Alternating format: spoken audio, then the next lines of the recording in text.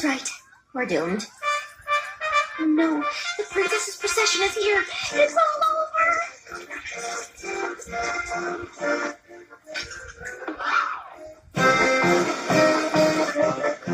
Pinky, we're in the middle of a crisis here. This is no time for your nonsense.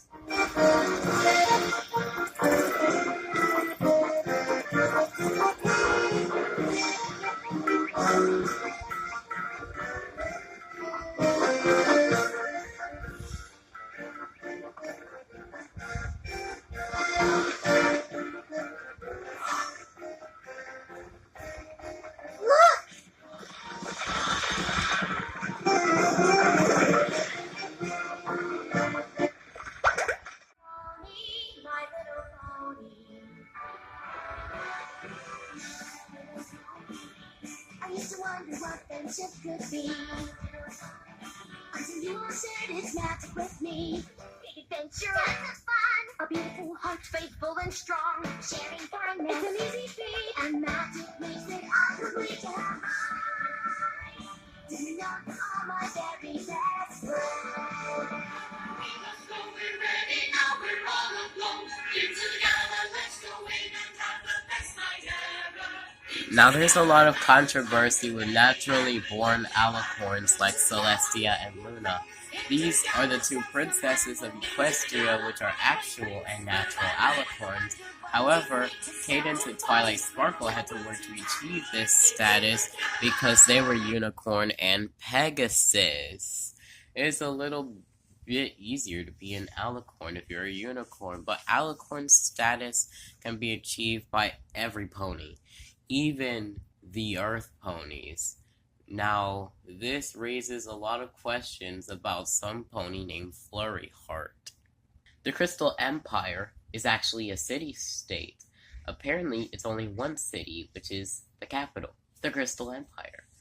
And it's the only one in the Crystal Empire. Some people think they're a puppet state of Equestria, but let's be honest. Do you really think Celestia would allow that in her faithful, beautiful, independent country? Do you think Twilight would like that?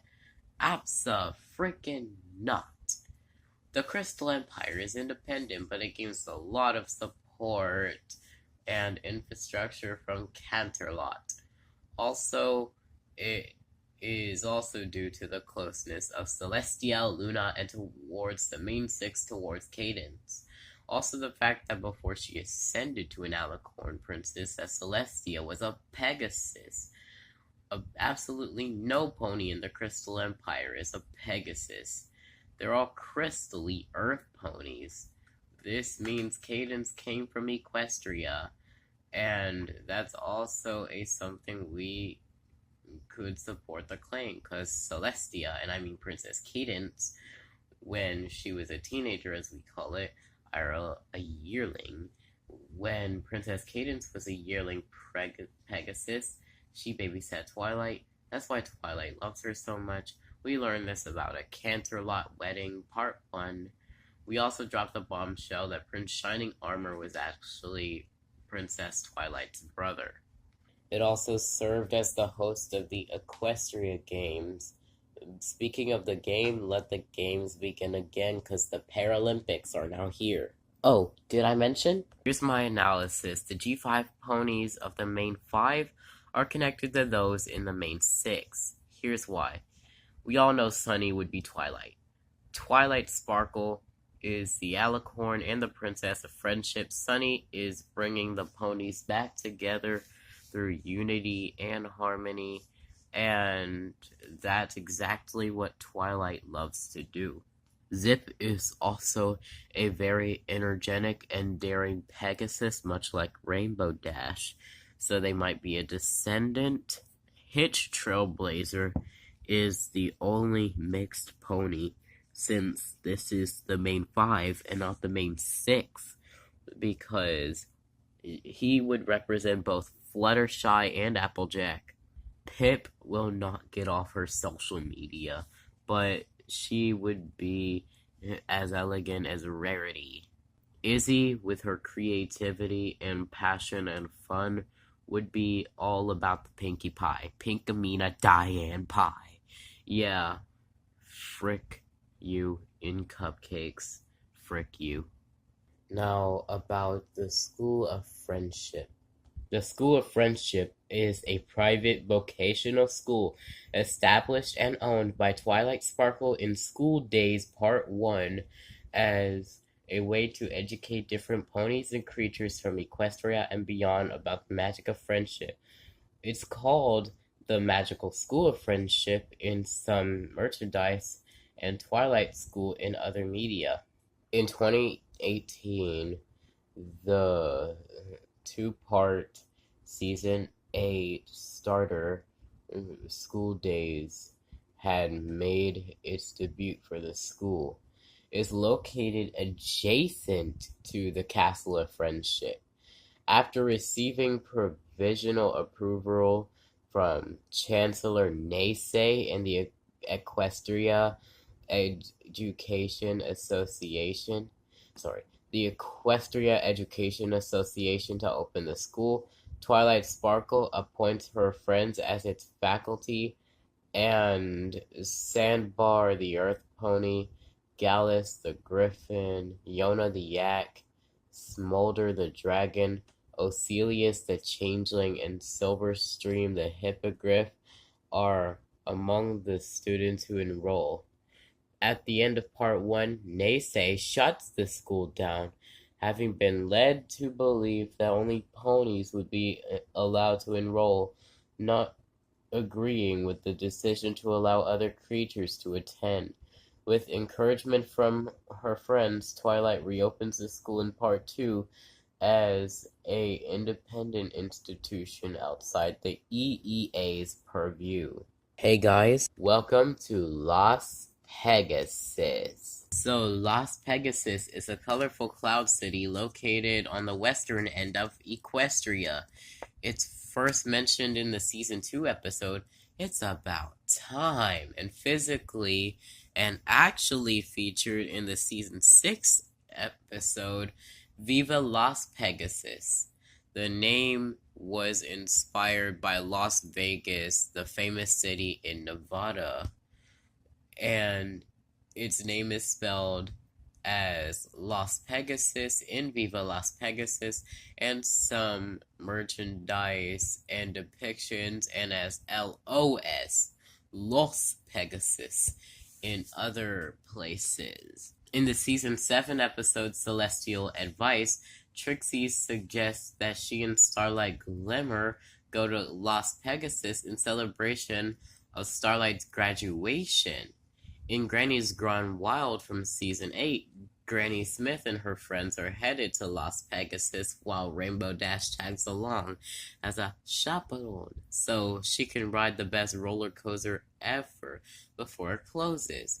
In the parent map, same season, where Stellar Flare mentions her plans for Cyrus Hollow, Firelight tells her not and turn our historical heritage into something Las Pegasus. In Friendship University, Twilight and Rarity traveled to Las Pegasus to investigate the recently opened Friendship University, which Flim and Flam use as a front to gain funds for the expansion of their resort. Between Dark and Dawn, it's the 13th episode of Season 9 of My Little Pony Friendship is Magic, and the show's 209th episode overall. It marks the mid-season finale, and also the 15% point to the end of the show. And its original air date was 2019. In this episode, Twilight has to struggle to cover the princess's many royal duties with her friends while Celestia and Luna take a quote-unquote bucket list sister vacation. But there's a problem. The ponies have one type of activity that they do like and one that they don't like, and they will reveal this at a picnic when Celestia and Luna's disagreements result in a heated argument and has them going their separate ways. Even princesses will need help sometimes. Twilight and her friends struggle to get everything ready for the swanifying ceremony.